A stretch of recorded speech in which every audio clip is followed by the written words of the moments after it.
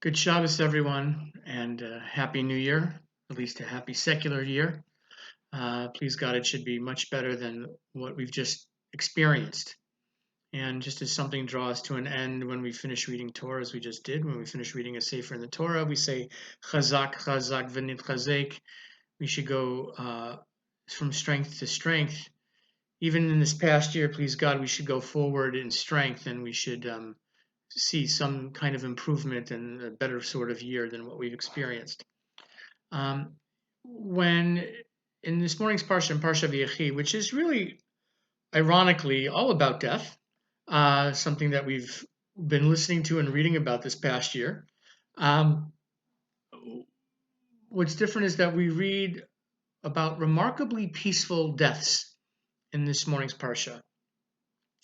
Unlike what's happened during the past year for the hundreds of thousands of lives that have been affected here in North America and the millions throughout the world, Yaakov understands that his death is imminent, and he is able to ask for his son Yosef. He's able to make a request and ask his son to swear an oath. And he asks his son, that he shouldn't be buried in Egypt, but rather buried in Hebron, where his ancestors lay. And he asks in a very peculiar way. He asks that he should chesed imadi ve'emet, that you should do something out of kindness and in truth to fulfill this vow. And what's so stunning, first of all, we see that phrase before, chesed v'emet. We hear it in our tefillah, certainly on Yom Kippur when we're asking God that He should treat us with kindness and truth, kindness and mercy. And there is an idea that, of course, by fulfilling any dying person's final requests, that dying person has a sense of peace, which allows us to look at the word v'emet, not necessarily using the vowels emet, the two sigols for the S sound for emet, but remember in the Torah there are no vowels. So one could understand it as chesed imadi ve'amet, that you'll deal with me out of kindness, ve'amet, and I can die, knowing that I can die at peace because you have fulfilled this obligation that I'm asking, this request that I'm making. Of course, that while it's a nice thought and certainly a creative way of understanding this idea of chesed v'emet, it's really chesed v'amet, we understand that in reality it is chesed v'emet.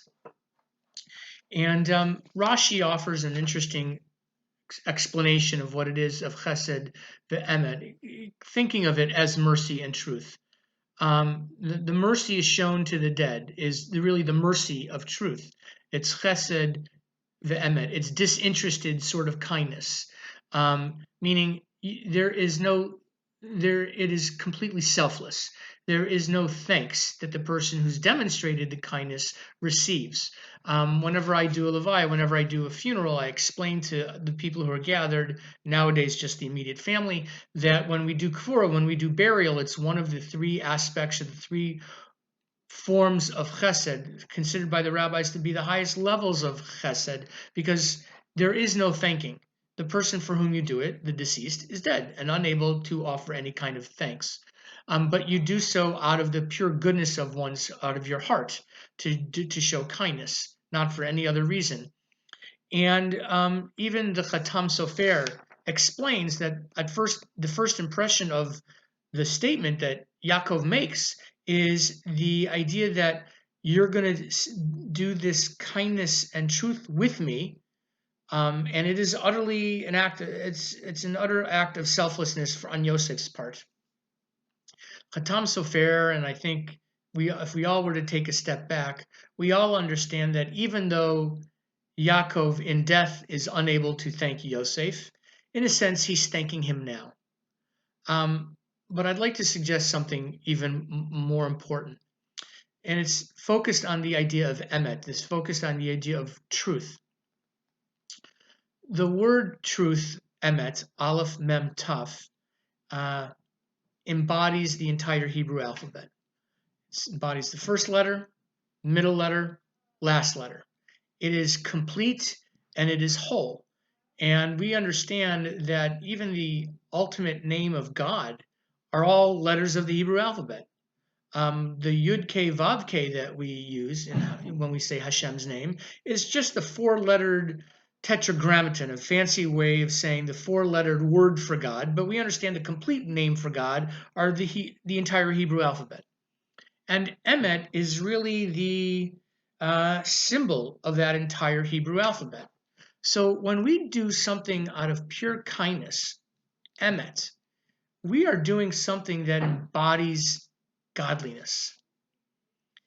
The tragedy of this past year has been that the dying have been unable to gather their loved ones around their bed and to offer a last will and testament, to offer words of encouragement, to say to them, I love you all, and don't worry, it will be okay.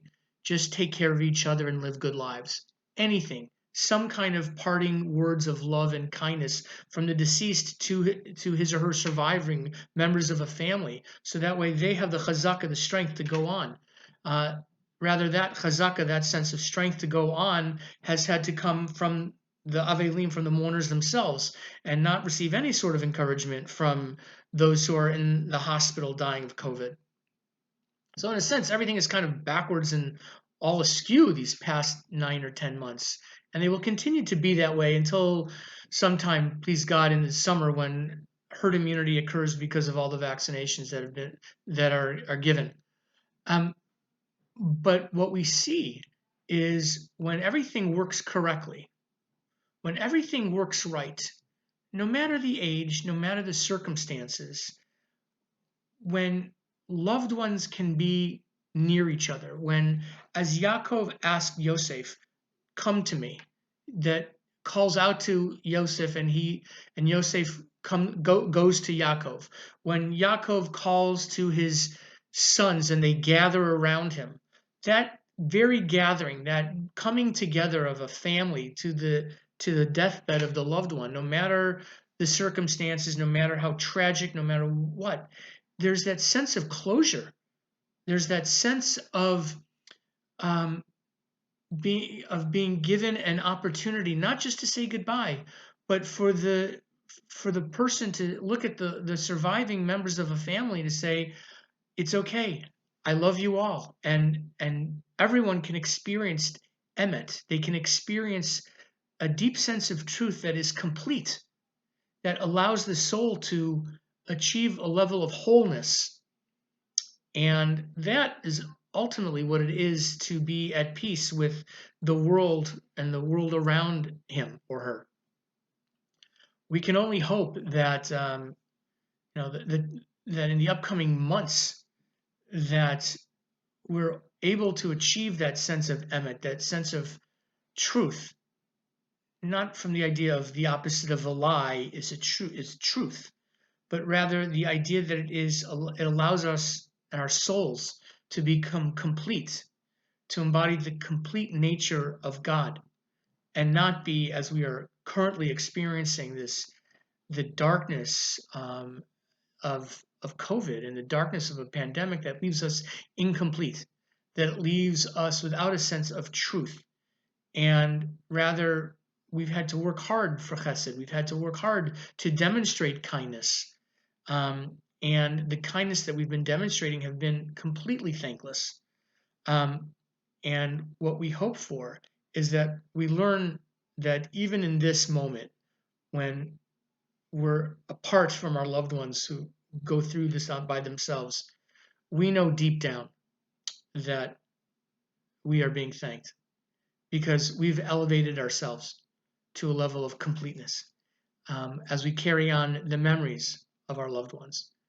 And it is also, I think, pertinent that when we finish Parsha Vayechi, we say the words chazak, chazak, v'nit chazek. From strength to strength, we go on to the next sefer.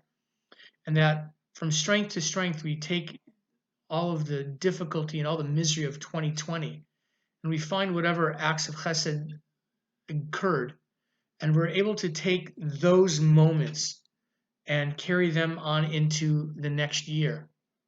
So that way we can continue to be the best possible versions of ourselves, versions that are shalem, and versions that embody the idea of chesed and emet, complete idea of truth. Shabbat shalom.